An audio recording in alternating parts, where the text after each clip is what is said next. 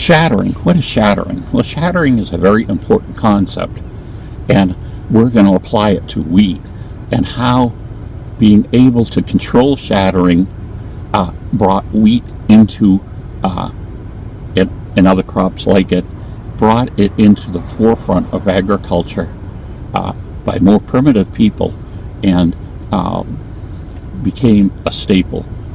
Shattering means that when you take you look at a plant and you find that all the seeds that are on it are easily dispersed. In other words, you walk through grass, and there's a different degree of ripeness of the seeds on the plant.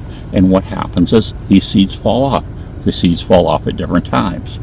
So that's the kind of natural way that this is going to happen, that the seeds are being dispersed because you have the shattering. In other words, and if you pull the weed up, you're going to lose certain kernels. They're going to fall off the plant.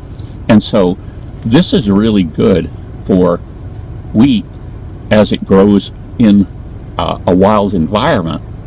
And there's all kinds of reasons why that benefits the plant. But it doesn't benefit human beings.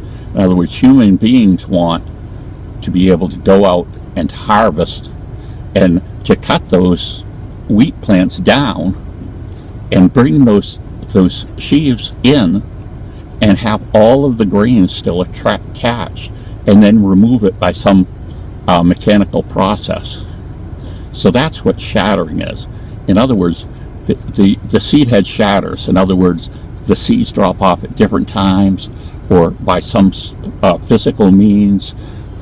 So we don't want that. So there became a point where, again, through this intentional selection, people selecting out wheat that didn't shatter, all of a sudden, well, not all of a sudden, I should say that, could have taken a really long time, but eventually there's a wheat that the kernels all stay on the plant, and they're there when you go out to harvest. You cut down the plant, take it to where you're going to winnow it, separate the seeds from the chaff, and you're going to capture all the seeds. You're not going to leave half of the seeds back in the field. So this becomes a major advancement in agriculture. Again, this is just done by selection. People aren't really aware of the genetic things that are going on. They just realize that certain wheat becomes much more easy to harvest because it doesn't shatter. The little grains of wheat all stay on the plant. You cut the plant down, you can kind of be rough with it, and you don't lose the seeds, and then you take it to a location and you can remove the seeds. So that becomes, again, dramatically important.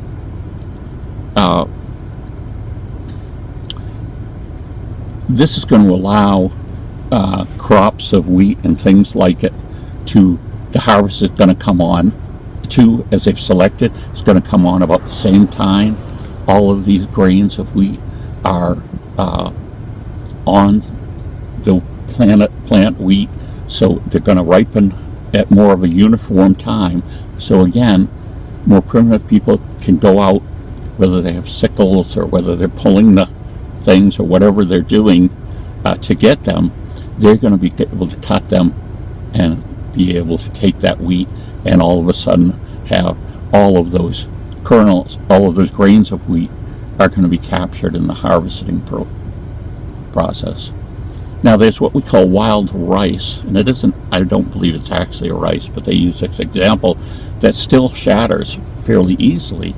And what people do is they go out in boats, and I've seen some videos of people doing this, and you have a stick and you have a basket, and basically what you go, this is an aquatic plant, you go out and you hit the plant with a stick and you have your basket underneath, and what that does is it causes these kernels to shatter. In other words, they can't come off and they're collected in a basket. So but they're still hanging on the plant maybe a little longer, but this is a plant that's basically probably kind of the same in the wild and man is taking advantage of the fact that most of the kernels the grains are going to be ready at the same time. So you go out in your boat with sticks and baskets, and you hit these things, and the seed is going to fall in. So, and this is happening with a lot of plants. A lot of plants are being selected, and again, the end run is that it's got to be more suitable for man. So that means higher food content. In other words, the original corn again was very kind of small and wimpy, you could say. But modern day corn, if you've eaten corn and see these huge ears, all of a sudden we've maximized, or we've greatly increased the number of kernel of corn and weight of this corn per plant. It's been dramatically increased. And this same thing is going to happen with tomatoes. It's going to happen with all these different things.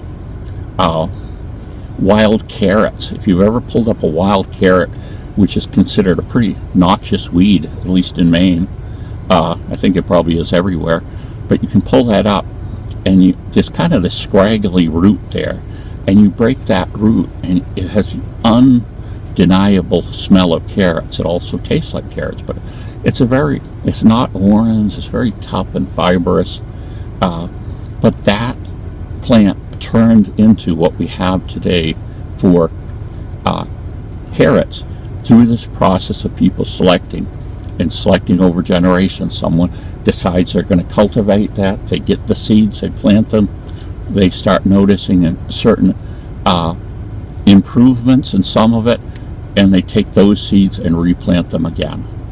So again, over this long time period, you get carrots that if you get a agricultural carrot and compare it to the carrots in the wild, again, other than the smile and kind of the leaf structure too, you wouldn't, if you were just looking at the roots and not smelling them, you wouldn't look at them and think they're the same plant at all, but indeed they are.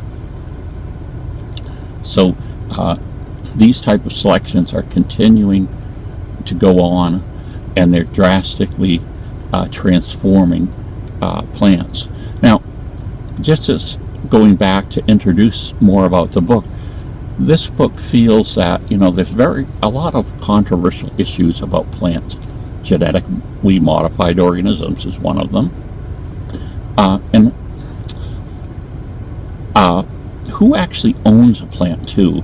I guess not exactly intellectual property rights, but the idea that if we take a plant from, let's say, Brazil, that the natives have, and all of a sudden we take it, we improve on it, and we start selling it all over the world, is that really right? Or should the people, the indigenous people, if they're still there, who develop that, should they be getting a piece of the pie?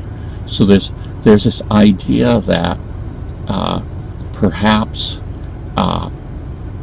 that the people who actually raised the thing and improved it should be getting a certain part of the reward, or at least they shouldn't get into a situation where all of a sudden they have to buy seeds from Western civilization to keep growing their garden because we've improved on it and they no longer want to grow their plants that are, so you could say, much smaller or whatever compared to the agricultural version. So there's a lot of ins and outs about the subject, and I guess the book is, in one way, it's being written for the idea so that you'll have the background to look at those issues and not just dismiss certain things. That you'll really have a good background of the idea of this selection process, and this plant breeding has gone on for extremely long time. And how is that going to impact your decision about genetically modified organisms? How is that going to impact your decision about all of these other, and there's quite a few other issues that people have with plants now. So again, I'm going to look forward to reading this book. We're going to throw out the concepts once in a while and see what people have to say. Bye.